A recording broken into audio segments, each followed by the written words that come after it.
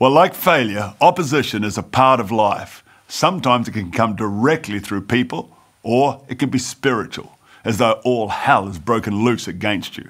Ephesians chapter 6 verse 12 reminds us, who is against us? For we wrestle not against flesh and blood, but against principalities and against powers, against the rulers of the darkness of this world, against spiritual wickedness in high places. In other words, don't try to fight things down here if the problem is actually up there in the heavenlies. Sadly, sometimes opposition comes via the people from whom you'd least expect it. It's not someone out on the edges of your life, but it could be your own brother or sister or a friend who's threatened by what God is doing in your life.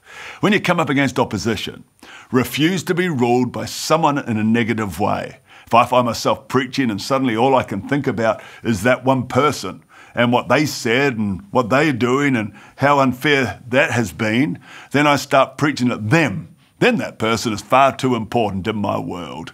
Who's ruling your spirit and taking far too much of your focus in a negative way?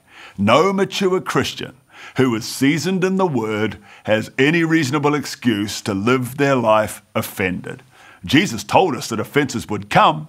In John 16:33, he said, in this world you will have trials, you will have tribulation. But he also said, I have overcome the world. So if Jesus has given us the spirit of an overcomer, we have no real excuse to live our lives offended or as the victim of somebody else's opposition or pain.